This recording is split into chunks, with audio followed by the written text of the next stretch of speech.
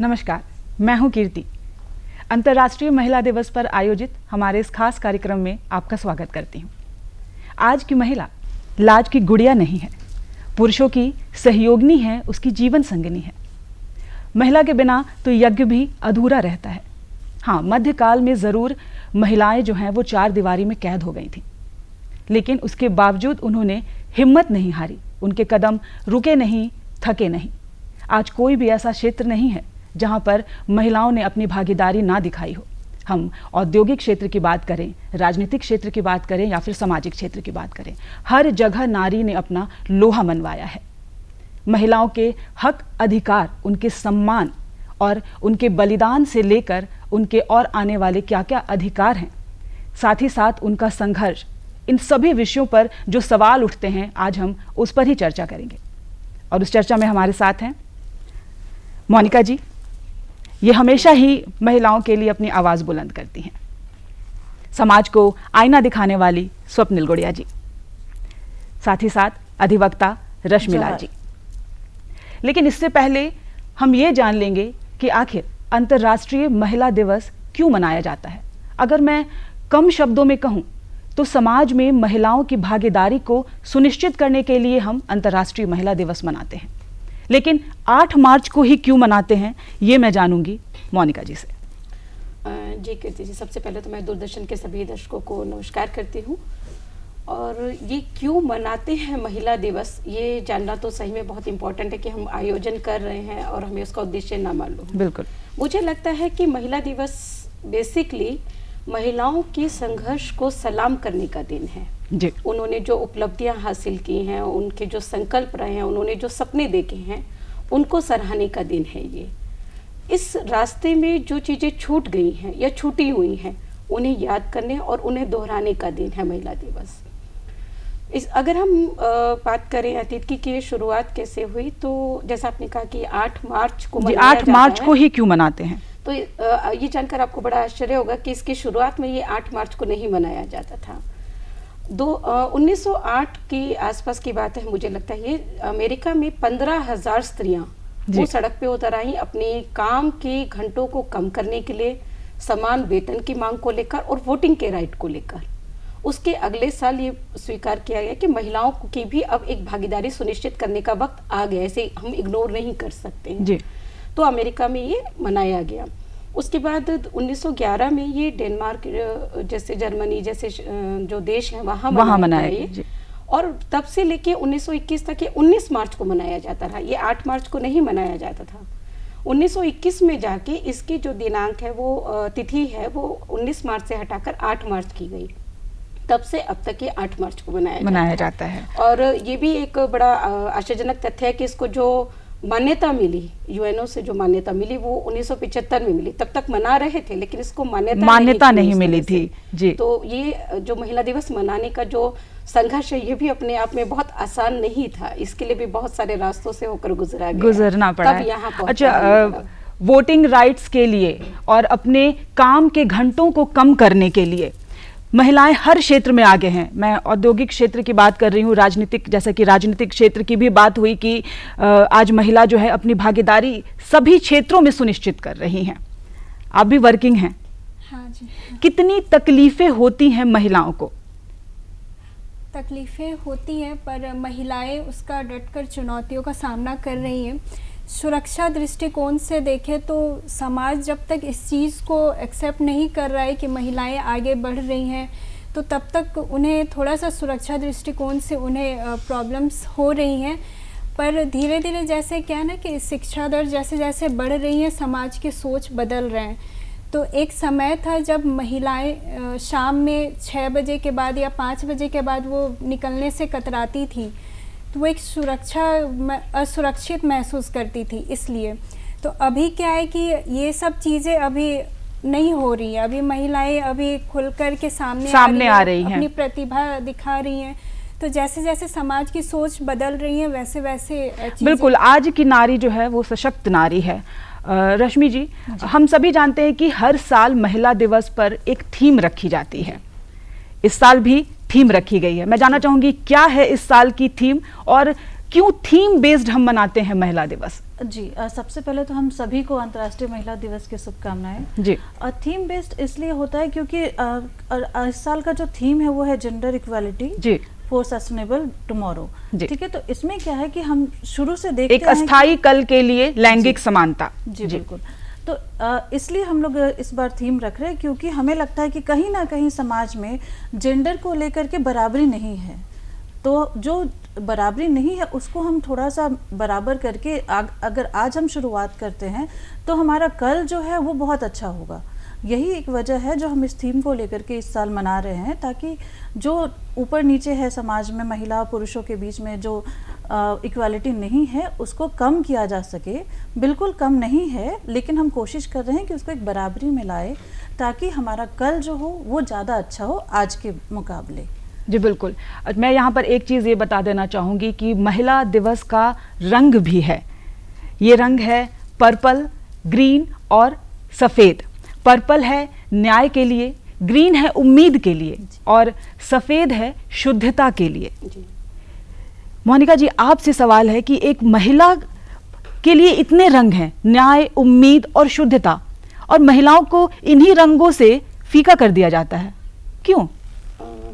नहीं, बात आपकी सही है कि न्याय, शुद्धता और उम्मीद की जब हम बात करते हैं तो महिलाओं को बेरंग कर दिया जाता है, ऐसा कहना तो शायद सही नहीं होगा, क्योंकि जब भी शक्ति की बात होती है, जब भी उम्मीद की बात होती है, जब भी न्याय की बात होती है तो नज़रें कहीं ना कहीं महिलाओं पर टिकती हैं।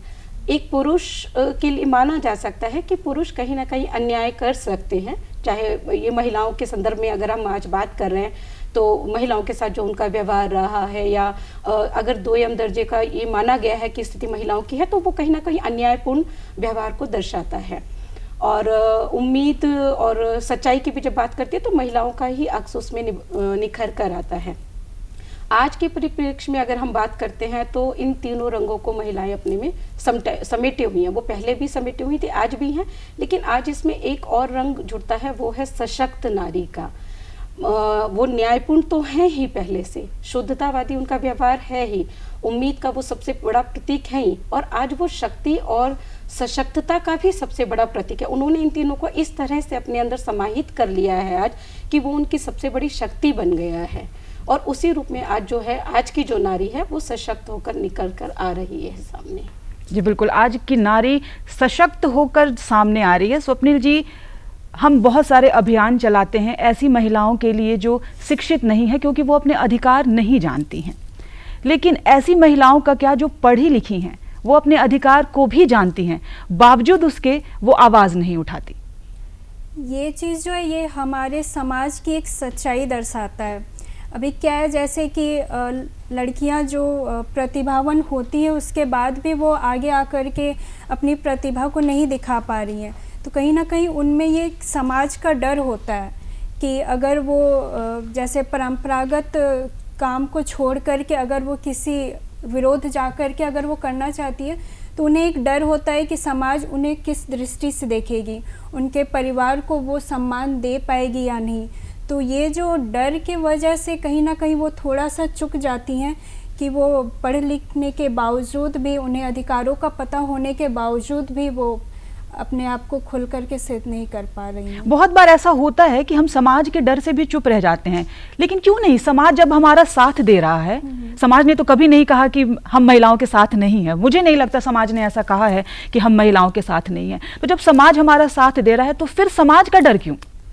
एक जब ज़माना था कि महिलाएं घरों में ही कैद रहती थी, वो बाहर नहीं निकल पाती थी, उन्हें पता भी नहीं था कि वो जो खाना बना रही है उनसे भी वो आर्थिक अपने आप को स्वतंत्र कर सकती है। पर आज जो ज़माना है वो महिलाएं बहुत निखर के बाहर आई हैं। तो ये एक समय का है, अभी भी हम लोगों को एक लंबा सफ़र तय करना है। तो जैसे जैसे समाज का सोच बदल रहा वैसे वैसे ये सब चीज़ें भी, चुनौतियाँ भी कम होंगी। इसमें मैं एक चीज़ और जोड़ना चाहूँगी कीर्ति जी कि जो आपने सही कहा कि समाज ने कभी नहीं कहा महिला को कि तुम घर में कैद रहो या बाहर ना निकलो। तो अब जो दौर है ना, उसमें महिला को अपने डर से आज़ाद होना है।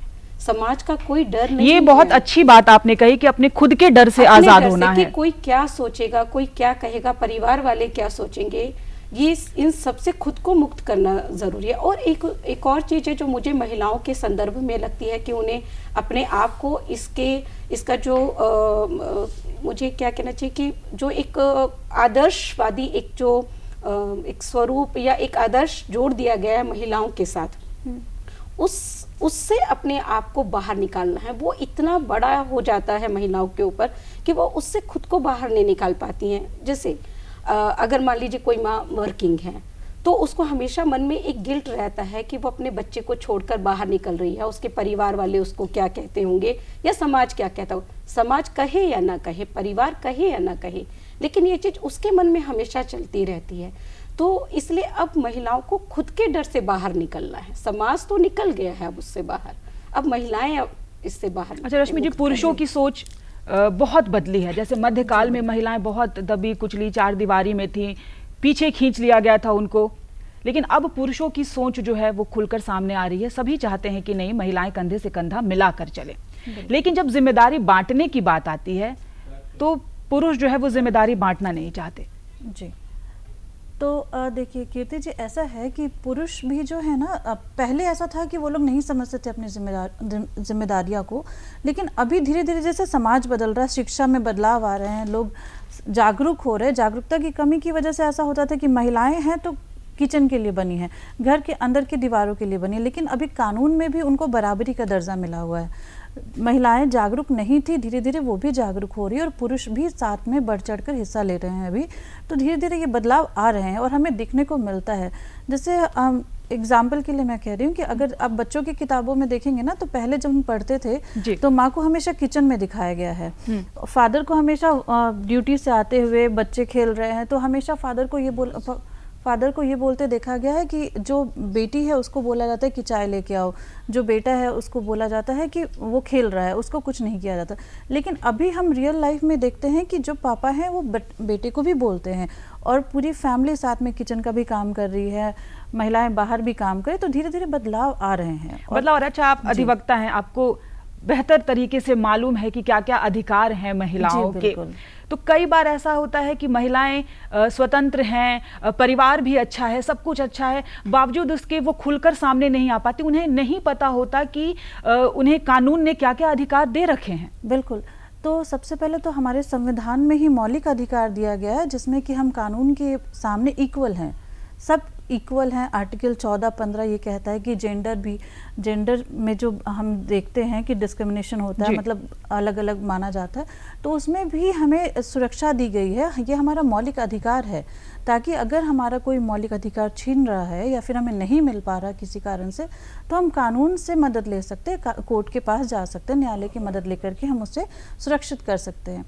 लेकिन दिक्कत यह है कि महिलाओं को अपने अधिकार के बारे में जानकारी नहीं है। बिल्कुल शिक्षित है महिलाएं, लेकिन जब शिक्षा पद्धति जो है ना हमारी, उसमें शायद कहीं ना कहीं ये पीछे रह गया कि महिलाओं के अधिकार के बारे में उनको पढ़ाया जाए।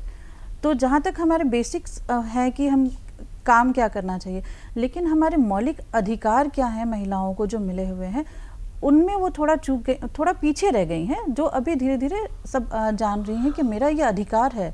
समाज में अगर मुझे अलग दृष्टिकोण से देखा जा रहा तो इसके लिए हम न्यायालय की मदद भी ले सकते हैं। अगर मुझे किसी वजह से कानून में मुझे किसी तरह का कमेंट किया जा रहा, मेरे साथ छेड़खानी हो रही है, तो हमें चुप नहीं रहना। हम पुलिस के पास जा सकते हैं, कोर्ट के पास जा सकते हैं, महिला आयोग के पास जा सकते हैं। तो जो न्यायालय में भी है और कानून में भी महिलाओं को बहुत अधिकार दिए गए हैं। जरूरत है धीरे धीरे हम खुद को ढालने की और समझने की। अच्छा मोनिका जी, पहले की जो महिलाएं थी वो भी सशक्त थी, उन्हें हम पिछड़ा हुआ नहीं कह सकते, क्योंकि उस समय जब राजा महाराजा की मैं बात करूं तो उस समय भी चाहे रानी लक्ष्मीबाई हो, वो खुद तलवार लेके युद्ध में उतरी, वो सशक्त थी इसलिए वो युद्ध में उतरी। इंदिरा गांधी इसका एक एग्जाम्पल है, सरोजनी नायडू एग्जाम्पल है। कई पुरानी महिलाएं, वर चुनने का अधिकार था, पहले स्वयंवर हुआ करते थे। मध्यकाल में महिलाएं पिछड़ गईं। क्या ऐसा हुआ मध्यकाल में कि महिलाएं इतनी पीछे आ गईं? आज फिर महिलाएं स्वतंत्र हो रही हैं, पहले स्वतंत्र थी आज स्वतंत्र हैं, बीच के दौर में ऐसा क्या हुआ?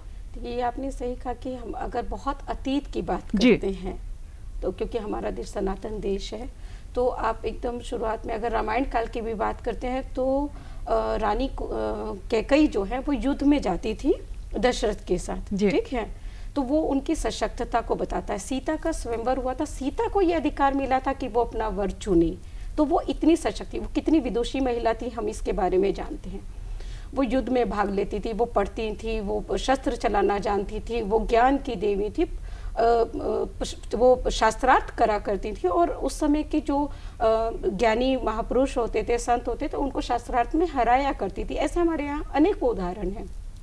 बीच में जो एक ये दौर आता है, या हम अब जो सुनते हैं कि महिलाओं को दबाया गया, या अब महिलावाद का एक या फेमिनिज्म का जो ये दौर चल रहा है, तो मुझे लगता है कि जब भारत पर आक्रांताओं ने अपना आधिपत्य जमाया तो वो कुछ समय ऐसा हुआ कि महिलाओं की सुरक्षा के लिहाज से उन्होंने खुद को थोड़ा वो विड्रॉ किया, थोड़ा बैकफुट पर वो गई, थोड़ा पीछे किया, ताकि सुरक्षा सबसे पहला मसला है, हम सुरक्षित रहेंगे तभी बाकी चीज़ें हम सही तरीके से कर सकते हैं।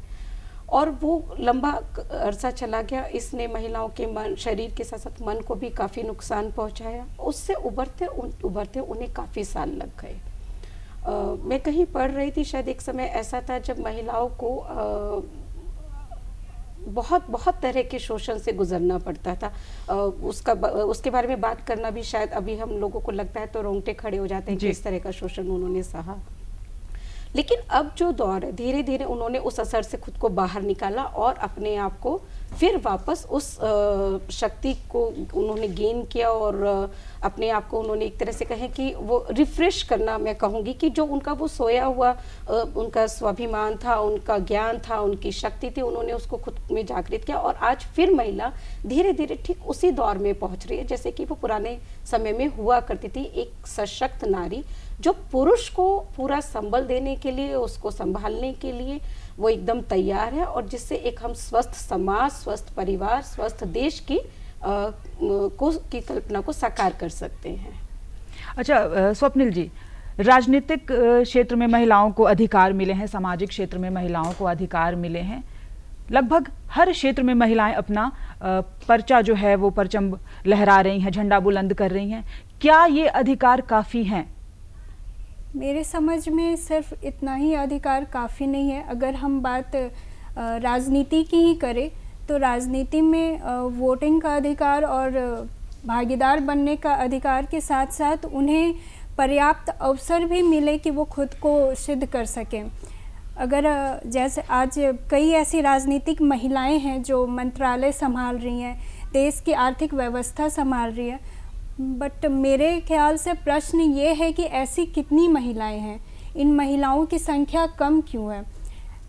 हम कई वर्षों से सुन रहे कि संसद में चर्चा हो रही है महिला आरक्षण बिल पास होने के, पर ये अभी तक हो नहीं पा रहा है। तो आखिर ऐसा क्या, आखिर क्यों, ये क्या रीज़न है। दूसरा जो चीज़ है कि अगर जो भी नॉर्म्स है या जो भी फंक्शन है बिल पास होने के, उसमें अगर डिले हो भी रहे हैं तो राजनीतिक पार्टी ये क्यों नहीं सुनिश्चित करती है कि वो अपनी महिला कार्यकर्ता को चुनाव के लिए टिकट दे और उन्हें एक अवसर प्रदान करे। बहुत सारी महिलाएं अब चुनाव लड़ रही हैं, जहां तक मेरी ऐसी समझ है। अच्छा, आरक्षण पे जब बात आती है तो क्या वाकई महिलाओं को आरक्षण चाहिए, ये भी एक सवाल है। जी, अभी क्या है कीर्ति जी कि आरक्षण जो है ना इसलिए दिया जाता है ताकि आप उस वर्ग को सुरक्षित कर सके। जहाँ तक कि अभी जो हम लोगों ने पास्ट में देखा है कि महिलाएं कुछ ज़्यादा ही मतलब अपने आप किसी के ऊपर डिपेंडेंट हो गई थी, वो खुद आगे नहीं बढ़ रही थी। तो आरक्षण इसलिए दिया गया है ताकि महिला आगे बढ़े, हर क्षेत्र में जाएँ। बात रही राजनीति की, तो राजनीति में अभी हम देखते हैं कि महिला को आरक्षण तो मिल गया है। जैसे कि आप जो हम लोगों ने देखा कि बहुत सारी मुखिया फीमेल हैं, उनको आरक्षण मिला हुआ है।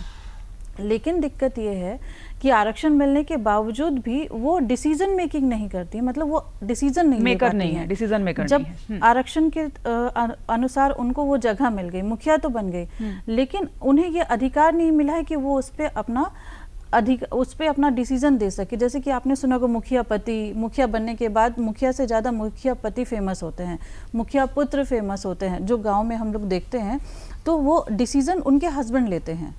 तो मुझे लगता है कि ये जो फीमेल है उनको थोड़ा जागरूक। तो क्या आरक्षण के बाद ये नहीं रहेगा? इसकी श्योरिटी है? मुझे नहीं लगता इसकी श्योरिटी है। ये बिल्कुल श्योरिटी नहीं है, लेकिन अगर थोड़ा सा आरक्षण मिलता है तो ये एक तरीके से उनको पुश करने का मौका मिला है ताकि वो आगे बढ़े। आरक्षण बिल्कुल ज़रूरी है, क्योंकि जो पास्ट में देखा उसको थोड़ा कवर अप करने के लिए ये थोड़ा ज़रूरी हो गया। अच्छा, जब मैं नैतिकता की बात करती हूँ तो जितनी नैतिक शिक्षा महिलाओं को या लड़कियों को देनी आवश्यक है, उतनी ही लड़कों को भी देनी आवश्यक है। तो हम बचपन से क्यों नहीं सिखाते? जैसे आज का दिन है, हम सेलिब्रेट कर रहे हैं कि आज महिला दिवस है, आज हमारा दिन है, तो क्या हम बचपन से अपने बेटे, अपने भाई या एक माँ अपने बच्चे को, या पति है या कोई भी जो पुरुष एक वर्ग है, उसे वो क्यों नहीं सीखता कि हाँ छोटे से ही कि हाँ भाई आज का दिन आपका दिन है? जी, तो यही एक वजह है जो हम आज ये मना रहे हैं, क्योंकि पहले ये नहीं समझा जाता था कि हम महिलाएं भी बराबर है और महिलाओं को भी सेम चीज़ मिलना चाहिए जो एक मेल को मिल रहा है। यानी कि पुरुष समाज, क्योंकि हम जानते हैं कि भारत एक पेट्रियार्की सोसाइटी, यहाँ पे पितृसत्तात्मक चल रहा है सब कुछ। पहले से हम लोग जो समझते आए, जो देखते आए हैं, लेकिन अभी क्या है कि महिलाएं बढ़ चढ़कर हर चीज़ में हिस्सा ले रही है। अंतरिक्ष में भी है, ज़मीनी तौर पे भी है, जहाँ महिलाएं कभी नहीं गई वहाँ पे भी पहुँच पा रही है। तो मुझे लगता है कि जो हम लोगों ने पास्ट में किया है या फिर जो हो चुका, उसमें बहुत बदलाव आ रहे हैं। घर में भी हम देखते हैं कि बदलाव हो चुके हैं। बेटे और बेटी में अंतर बहुत कम हो गया है, अब बिल्कुल मिटा नहीं है लेकिन कम हो गया। जैसे कि हम लोग पहले देखते थे कि बेटा है तो वो मार्केट का काम करेगा, बेटी है तो घर का ही काम करेगी। अभी क्या है कि हम दोनों में से कोई भी जा रहे हैं, सभी काम कर रहे हैं, सभी एक ही जगह पे बैठते हैं। तो ये चीज़ बदलाव तो आए हैं कीर्ति जी, और घर में भी बदलाव आए हैं, तो समाज में बदलाव आ रहा है धीरे धीरे से, क्योंकि हम कहते हैं ना कि बदलाव घर से ही शुरू होती है। तो हर घर से बदलाव शुरू तो है, ऐसा देखने को मिल रहा है। और सही बात ये भी है कीर्ति जी कि जब आप ये कह रही हैं कि बेटों को हम क्यों नहीं सिखाते हैं, तो देखिए हमारे यहाँ जो पारिवारिक व्यवस्था है हमारे देश में, उसमें ज़्यादातर समय एक माँ का अपने बच्चों के साथ बीतता है। तो ये बदलाव पुरुष को नहीं लेकर आना है, ये बदलाव भी स्त्री को लेकर आना है। उसे दोनों बच्चों को एक जैसी वैल्यूज देनी है, एक जैसे काम सिखाने, एटलीस्ट जो लाइफ स्किल्स की चीज़ें हैं, जैसे खाना बनाना है, साफ सफाई है और कपड़े धोना, मतलब जो हमारे जीने के लिए एक नेसेसरी शर्त है, हमारी आवश्यक है, वो चीज़ें तो उसको दोनों को सिखानी, और ये काम महिला को ही करना होगा। मैं थोड़ा सा यहाँ पे आपको टोकूंगी, क्योंकि पुरुष को भी ये चीज़ समझना पड़ेगा कि बच्चों को हमें भी सिखाना है। महिला ही क्यों सिखाएगी?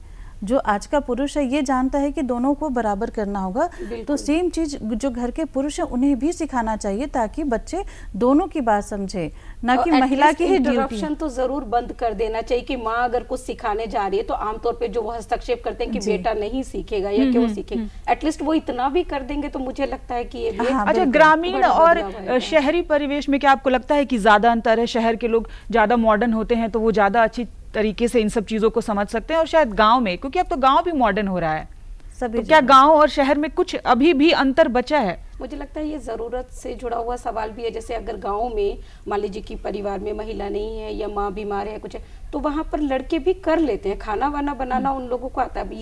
ये सोफिस्टिकेशन या ये नाजुकता मैं ज़्यादातर शहर के बच्चों में देखती हूँ, क्योंकि पढ़ाई को लेकर ग्रामीण क्षेत्र से ज़्यादा पुरुष जो है या लड़के हैं वो शहर आकर पढ़ते हैं, तो अपने साथ परिवार तो ला नहीं सकते, बिल्कुल, तो उनकी मजबूरी होती है कि वो सीखते ही हैं। लेकिन हाँ, हमारे यहाँ एक मानसिकता है कि वो जैसे हॉस्टल में रहेंगे या कहीं लॉज में रहेंगे या अपने आपस में रहेंगे तो वो लोग बना लेते हैं, उनको दिक्कत नहीं होती। लेकिन जहाँ कहीं कोई महिला, अच्छा बस मैं, क्योंकि समय की कमी है तो मैं थोड़ा बस एक लाइन आप लोगों से पूछ लेना चाहूंगी कि समय ने नारी के अधिकार को बदला है, लेकिन समय ने नारी को कितना बदला है? आज की नारी सशक्त नारी है तो कितना बदलाव आया है? बहुत बदलाव आया है। यही अभी हम लोगों ने थोड़ा सवाल में भी इस पर जिक्र किया है कि पहले जो नारी पढ़ने का भी अधिकार नहीं था, वोटिंग का अधिकार नहीं था, उनको वो घर से बाहर नहीं निकल सकती। आज हम लोग सब यहाँ बैठकर इस पर चर्चा कर रहे हैं, ये अपने आप में इस सवाल का जवाब है। आज की नारी सिर्फ खेल के मैदान में नहीं, वो भारत में युद्ध के अभ्यास के लिए वो सेना में भर्ती हो रही हैं, तो काफ़ी बदलाव आया आज की नारी में। मेरा बदलाव मैं कहना चाहूँगी कि एक बदलाव तो है कि हम सब यहाँ बैठे हैं, और दूसरा है कि मैं कोर्ट में देखती हूँ कि महिलाएं भी बराबरी करके एक पुरुषों के साथ कोर्ट में न्यायालय के सामने जा रही हैं, अधिवक्ता के रूप में प्रैक्टिस कर रही हैं, तो एक वहाँ पे भी बहुत बड़ा बदलाव है। क्योंकि जो मैंने देखा है ना कि वहाँ पे भी वर्चस्व पुरुषों का है, लेकिन अभी जो बदलाव आ रहा है उसमें बहुत सारी जो नई एडवोकेट्स हैं, बहुत सारी महिलाएं प्रैक्टिस कर रही हैं, तो वहाँ पे भी बदलाव है। तो समय ने नारी को बदला है, उसके अधिकार को बदला है, लेकिन आज की नारी जो है वो सशक्त नारी है, उसे किसी की ज़रूरत नहीं है। उसने साबित किया है खुद को कि वो पीछे नहीं है, वो सभी के साथ कदम से कदम मिलाकर चल सकती है। खुद को भुलाकर नारी ने हर रिश्ते को निभाया है, इसलिए सलाम है हर उस नारी को जो घर को घर बनाती है और घर को स्वर्ग बनाती है। तो इस कार्यक्रम में हमारे साथ इतना ही। तब तक के लिए मुझे दीजिए इजाज़त। नमस्कार।